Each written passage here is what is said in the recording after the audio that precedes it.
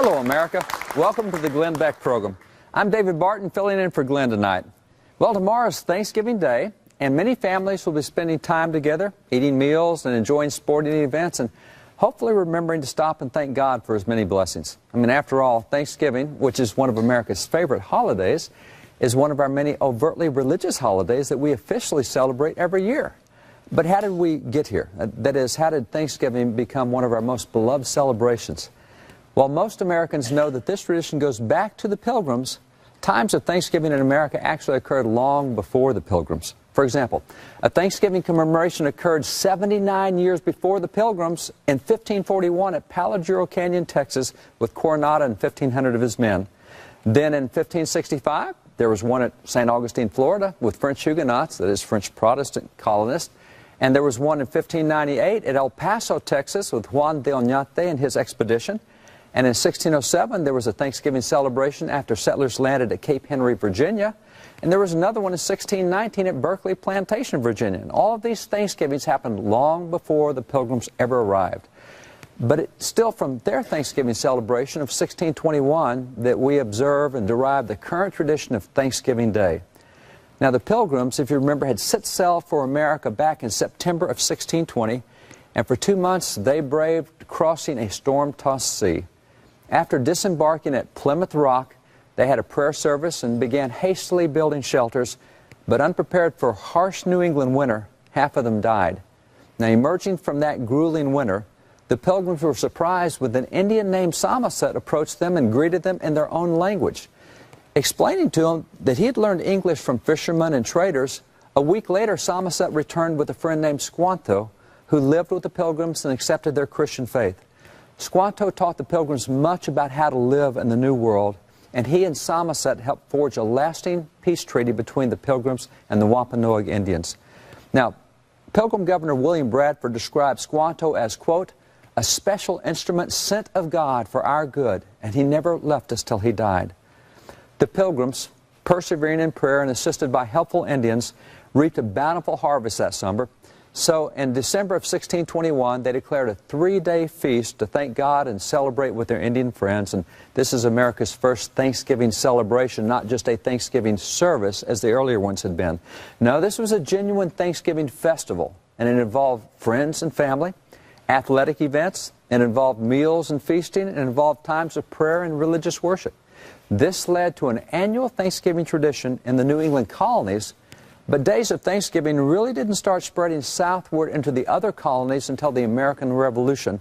And at that time, Congress issued 8 separate national Thanksgiving proclamations. Now, America's first federal Thanksgiving occurred in 1789 after the end of the Revolution and the adoption of the Constitution.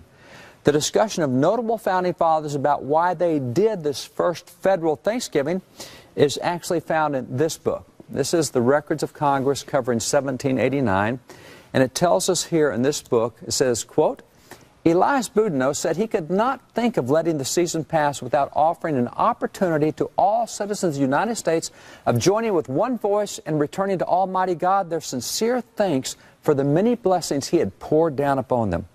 Also, we're told that Roger Sherman, it says Roger Sherman justified the practice of Thanksgiving as warranted by a number of precedents in the Holy Writ, that is the Scriptures. This example he thought worthy of Christian imitation on the present occasion. So Congress therefore requested President Washington to call for a day of national Thanksgiving, which he gladly did. He issued this original Thanksgiving proclamation, 1789. This is America's very first federal Thanksgiving. Now, why did President Washington do this? Why did he call for a federal Thanksgiving? Well, he explained right here in this proclamation. He said, it is the duty of all nations to acknowledge the providence of Almighty God, to obey His will, to be grateful for His benefits, and humbly to implore His protection and favor. Federal Thanksgiving proclamations occurred sporadically after this one, with most official Thanksgiving observances occurring at the state level rather than the federal level. Much of the credit for the adoption of our annual federal Thanksgiving holiday may be attributed to Sarah Hale, a mother of 5 and the editor of Godey's Ladies magazine. It was a popular ladies magazine that contained poetry and artwork and articles by America's leading authors. She actively promoted the idea of a national Thanksgiving Day, and she explained in an editorial, she said, Thanksgiving Day is the national pledge of Christian faith in God, acknowledging Him as the dispenser of blessings.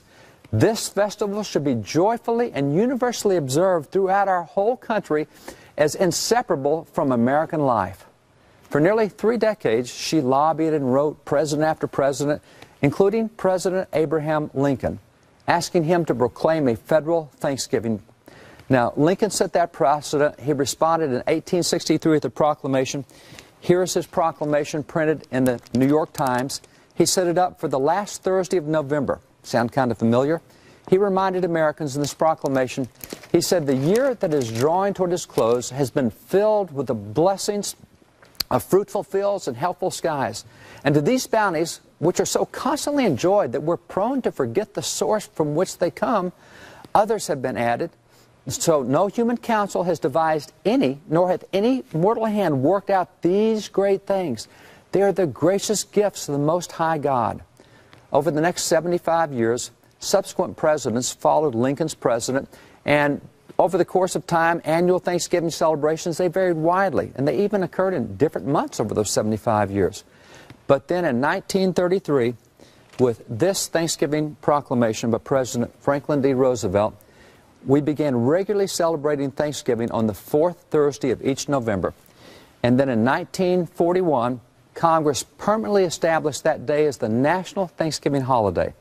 By the way, you can see all of these original historic Thanksgiving proclamations and lots of others at wallbuilders.com.